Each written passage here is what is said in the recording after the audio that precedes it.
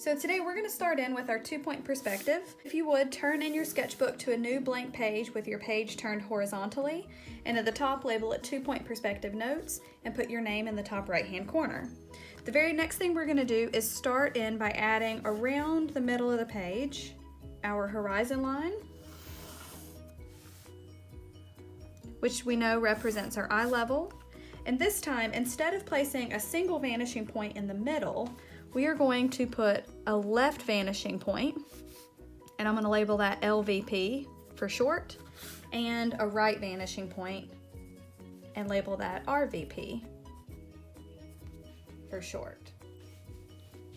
Our cube, if we think about what this looks like in 2-point perspective, instead of seeing the front face looking at you straight on, the object has been tilted and we now see this front vertical edge. And that's the main difference between 1 versus 2-point perspective. So instead of having these lines be horizontal, notice how as I tilt that, they now appear to diminish to a vanishing point over here on the left, and then this side appears to diminish to a vanishing point over here on the right. So that's the basic look of a 2-point perspective cube. One above the horizon line, one at the horizon line, and one below the horizon line. So we're going to draw some of those today and figure out how those look in our notes. So to start, we're going to place one above and to the right of from our horizon line. So if you would, we're going to start with a 2-inch vertical line representing that front vertical edge. Our next step is to take the bottom and top of that line, and I'm going to connect both to my left vanishing point. And that's going to start to create that left wall diminishing to the left vanishing point. Then I'm going to take that same line, top and bottom, and connect it to my right vanishing point.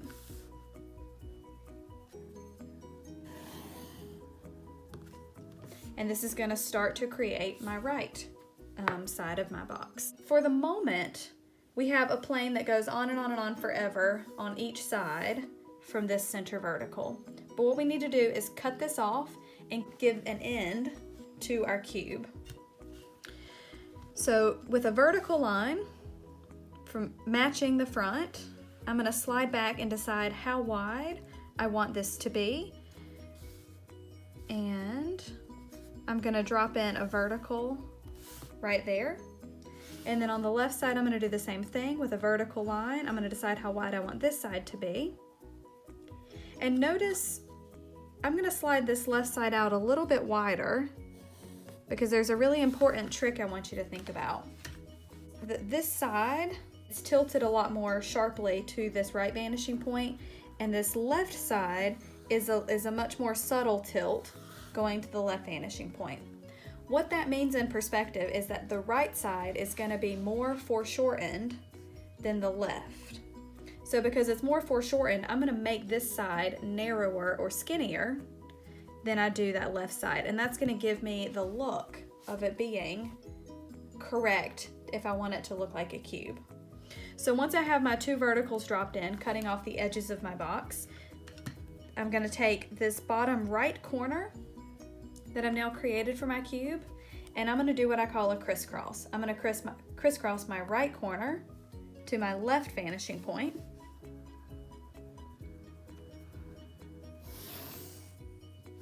and then I'm going to crisscross my left corner to my right vanishing point. By doing this, I've just created the bottom plane of my new box. And then what I'm going to do is erase any of those extra diminishing lines that I no longer need.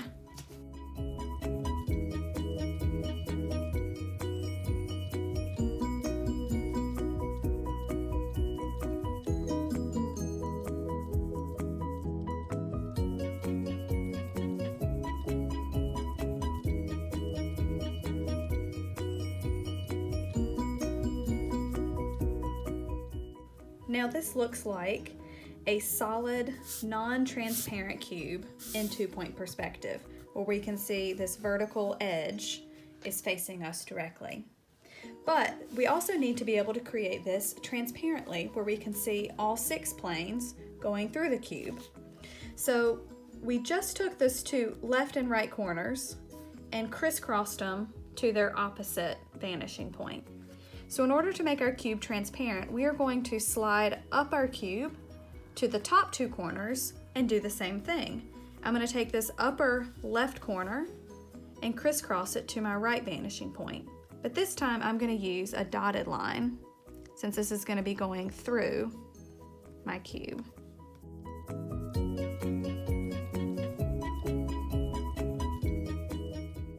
Like that. And I'm going to take the right corner and connect it to my left vanishing point.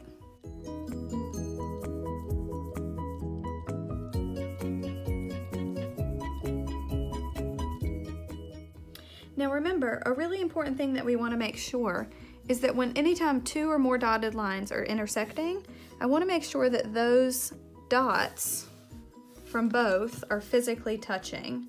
So I'm going to make sure I'm going to extend my little dot from each one. And then based on that, I can tell exactly where that back corner of my cube should be.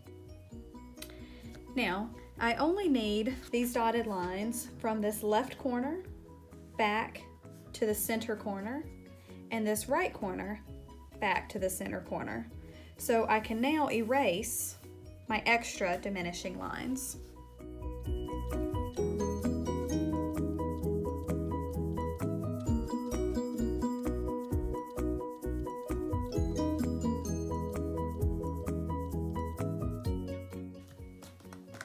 Now the only thing that we have left to do on our cube is we need to create the back vertical line for our cube.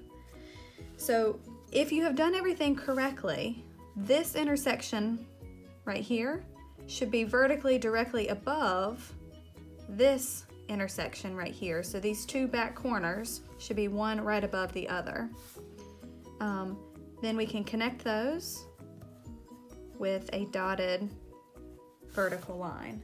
And then that is your first 2-point perspective cube complete. Now there are a couple of important things that we want to talk about with 2-point perspective.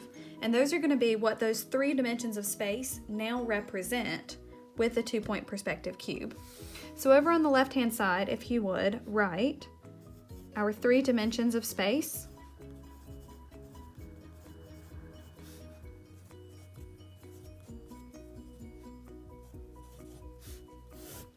And those are height, width,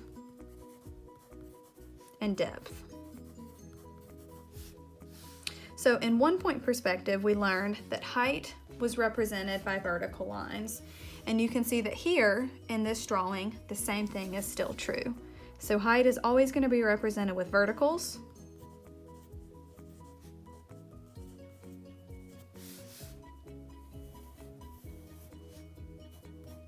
Gonna write a H for height.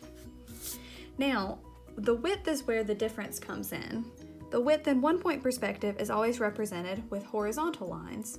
But now you can see that instead of being horizontal, the width of our cube is now diminishing to a vanishing point. So these are going to be diminishing lines now.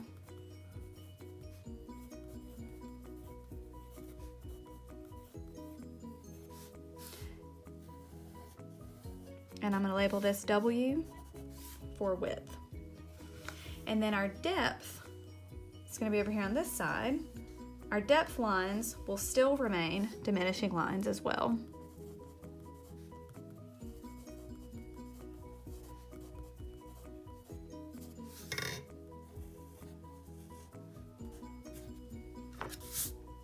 And that's what a cube looks like in 2-point perspective.